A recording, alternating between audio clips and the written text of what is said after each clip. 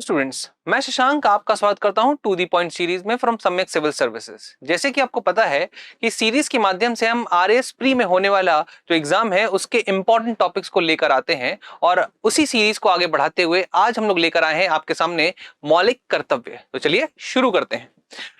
मौलिक कर्तव्यों की जब हम लोग बात करते हैं तो ये प्रारंभ में भारतीय संविधान का अंग नहीं थे, इसको संशोधन के द्वारा बनाया गया है। ये वर्तमान में अगर देखा जाए तो भाग 4A में दिया गया है और ये 42वें संविधान संशोधन के तहत आया था जो कि 1976 में जोड़ा गया। अब इस संविधान संशोधन के तहत एक नया भाग बनाया गया जो कि 4A था और एक नया अनुच्छेद बनाया गया जो कि 51A था। वर्तमान में अगर देखा जाए तो अभी मौलिक कर्तव्यों की जो संख्या है वो 11 है, परंतु पहले ये 11 नहीं थी, पहले ये 10 थी। तो यहां पर आपको ये भी जानना बहुत जरूरी है कि ये जो 11 मौलिक कर्तव्य आज देख रहे हैं ये पहले केवल 10 थे और एक संशोधन के द्वारा आया है। इसका मतलब ये है कि अगर इसकी प्रवृत्ति देखी जाए तो ये संशोधनीय है और इसमें जो खास बात है वो ये है कि इसकी प्रवृत्ति में ये अपरिवर्तनीय है, नागरिकों के लिए, प्रमुख रूप से नागरिकों के लिए है और भारतीय संस्कृति को अभिव्यक्त करने के लिए मूल कर्तव्यों का सबसे बड़ा योगदान है। अगर पूछा जाए कि इसकी जो धारणा है ये कहां से ली गई है तो आंसर आता है, इसका स्रोत जो है वो है सोवियत संघ का संविधान। अब अगर हम लोग बात करें तो इस मूल अधिकार या मूल कर्तव्यों की जब हम लोग बात करते हैं तो ये जो मूल कर्तव्य है इसके लिए कौन कौन सी समितियां बनी थी, तो इसमें जो सबसे पहली समिति आती है वो है आपकी सरदार स्वर्ण सिंह समिति। सरदार स्वर्ण सिंह कमेटी की अगर हम लोग बात करें तो इसके अध्यक्ष कौन थे? सरदार स्वर्ण सिंह थे और इनके महासचिव कौन थे? वो थे AR अंतुले। इस पूरी समिति में कुल 12 सदस्य थे। उन 12 सदस्यों के नाम आपको पता होने चाहिए, जैसे कि सबसे पहले हैं CM स्टीफन, उसके बाद SS रे, फिर SR गोखले, फिर रजनी पटेल, फिर VA सैयद मोहम्मद और उसके बाद VN गडगिल, फिर DP सिंह, दिनेश गोस्वामी, BN बनर्जी और बसंत साटे।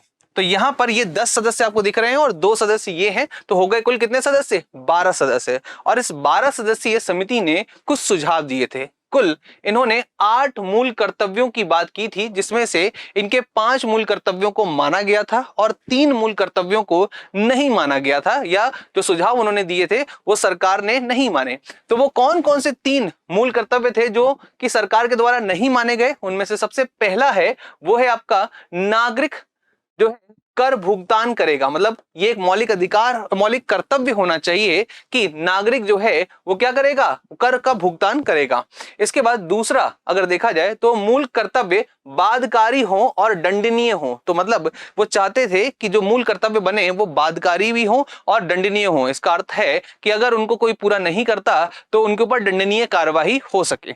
इसके बाद तीसरे नंबर पर अगर हम लोग बात करें तो ये कह रहे हैं कि ये न्यायिक समीक्षा से परे होने चाहिए, जो कि ये 3 हिस्से हैं या 3 जो आपके पॉइंट्स हैं ये नहीं माने गए थे। इस बात को ध्यान रखेंगे। अब आगे बढ़ते हैं। एक और कमेटी है जो कि बहुत इंपॉर्टेंट है, वो कौन सी है? वो है आपकी justice JS Verma committee. Justice JS Verma committee, जिसको सरल भाषा में वर्मा कमेटी भी कहा जाता है, 1999 में आई थी और इनका जो प्रमुख सुझाव था वो क्या था? वो ये था कि हमें जो मौलिक कर्तव्य हैं उनको पाठ्यक्रम में लेकर आना चाहिए। मतलब कहने का क्या है? इनका कहना था कि मौलिक कर्तव्यों को सिखाने के लिए और इन्हें सभी शैक्षिक संस्थानों में लागू कराने योग्य बनाने के लिए एक कार्यप्रणाली का निर्माण करना चाहिए। और इसके लिए NCERT से सुझाव ये दिया गया था कि इनकी किताबों के लास्ट पृष्ठ में, जो आखिरी पृष्ठ होगा, उसमें मौलिक कर्तव्य लिखे जाएं। इन्होंने जस्टिस वर्मा कमेटी की अगर हम लोग बात करते हैं तो उसका गठन 1998 में हुआ और ये एक रणनीति क्रम के तहत हुआ था, जिसका मेन उद्देश्य ये था कि हमें क्या करना है? हमें मौलिक कर्तव्यों को शैक्षिक संस्थानों में लागू कराने का तरीका ढूंढना है। आगे बढ़ते हैं। इसके बाद एक वाद है जो कि बहुत ही इंपॉर्टेंट है। वो क्या है? वो है आपका माननीय श्री रंगनाथ मिश्रा बनाम भारत संघ एवं अन्य। ये एक वाद है, बहुत ही इंपॉर्टेंट वाद है। इसमें रंगनाथ मिश्रा के फैसले में कोर्ट ने केंद्र सरकार को जस्टिस JS वर्मा जो कमेटी है कि सभी सिफारिशों पर गंभीरता से विचार करने और उन्हें जल्द से जल्द लागू करने के लिए उचित कदम उठाने को कहा। यह प्रमुख रूप से किसके लिए है? यह है आपका मौलिक कर्तव्यों से संबंधित। संविधान के कामकाज की समीक्षा के लिए गठित राष्ट्रीय आयोग की रिपोर्ट को ने न्यायमूर्ति वर्मा आयोग की रिपोर्ट को स्वीकार कर लिया था। इस बात को हमें ध्यान रखना है। इसके बाद आगे बढ़ते हैं हम लोग। तो अब हम देखेंगे प्रमुख रूप से वो कौन कौन से 11 मूल कर्तव्य हैं जो कि हमारे भारतीय संविधान के भाग 4 का में हैं।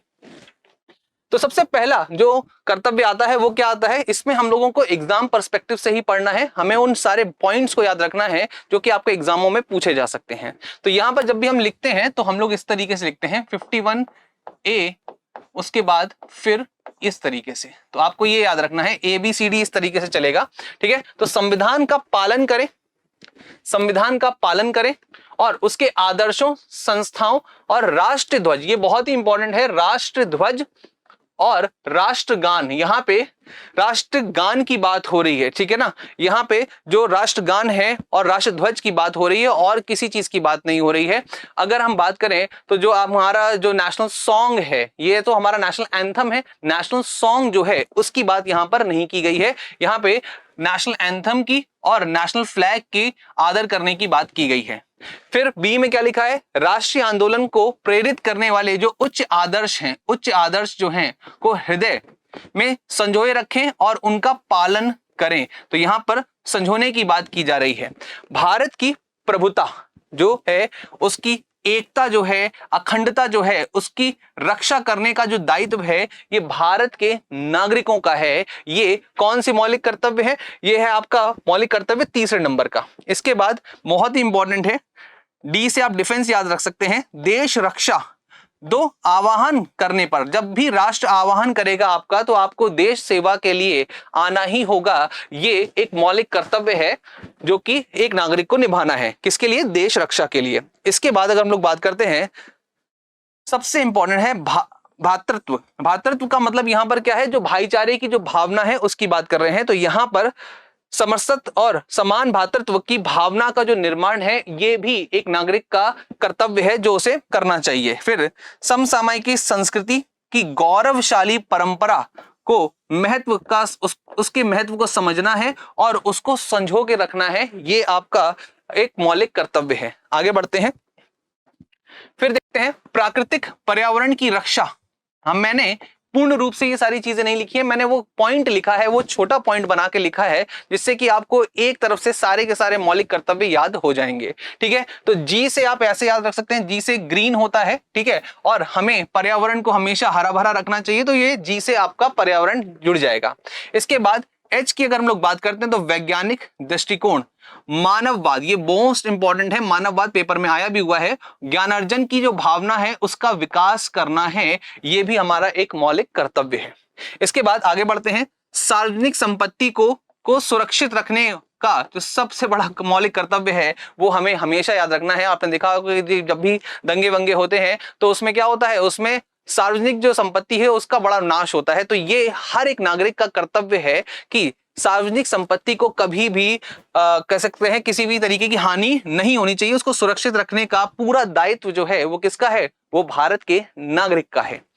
आगे बढ़ते हैं, व्यक्तिगत और सामूहिक गतिविधियों के सभी क्षेत्रों में उत्कृष्ट की ओर बढ़ने का जो दायित्व है ये भी भारत के नागरिक का है। और जो सबसे इंपॉर्टेंट है, जो आखिरी आपकी 11वीं जो मौलिक कर्तव्य है जो कि आपका 86 संशोधन से जोड़ा गया था, जो कि हमने पहले भी पढ़ चुके हैं, ये 2002 में आया था और इसके तहत 6 से 14 तक की आयु वाले बच्चों को शिक्षा का अवसर प्राप्त करना है। और ये क्या होगा? ये समाज में रहने वाले जो लोग हैं उनका और उनके माता पिता का दायित्व होगा कि वो 6 से 14 वर्ष तक की आयु वाले जितने भी बच्चे हैं उनको शिक्षा प्रदान करें। तो ये हम लोगों ने डीपीएसपी में देखा था, ये हम लोगों ने मौलिक अधिकारों में भी देखा है और यही हम लोगों ने मौलिक कर्तव्यों में भी देखा। तो 86 संविधान संशोधन जो है उसमें बहुत सारे स्वरूप हैं जो हमें पता होने चाहिए, जिसमें से एक स्वरूप मौलिक कर्तव्य से है। तो यहां पर हमने जितने भी मौलिक कर्तव्यों को देखा, इनमें से कुछ मौलिक कर्तव्यों को पालन करने के लिए जो सरकार है वो अलग अलग विधि भी बनाती है। तो जैसे कि उदाहरण के तौर पे अगर हम लोग बात करें मौलिक कर्तव्यों के कार्यान्वयन के लिए जो कानूनी प्रावधान बने हैं उनमें से जो सबसे महत्वपूर्ण प्रावधान है वो है राष्ट्रीय गौरव के अपमान और रोकथाम अधिनियम 1971। ये जो आपका नेशनल एंथम केस हुआ था, राष्ट्रगान जो केस हुआ था जिसमें कुछ बच्चों को निष्कासित कर दिया गया था इस आधार पर कि वो राष्ट्रगान नहीं गा रहे हैं, उसमें इस अधिनियम का प्रावधान काफी चर्चा में आया था। तो ये क्या कहता है? ये कहता है कि तहत भारत के संविधान राष्ट्रीय ध्वज और राष्ट्रगान के अनादर को प्रतिबंधित करने का प्रावधान इसमें दिया गया है।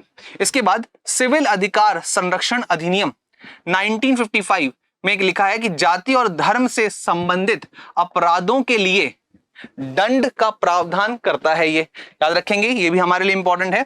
फिर आता है गैर कानूनी गतिविधियां रोकथाम अधिनियम 1967, जिसके तहत ये कहा गया है कि कोई भी सांप्रदायिक संगठन को गैर कानूनी संघ के रूप में घोषित करने का प्रावधान है।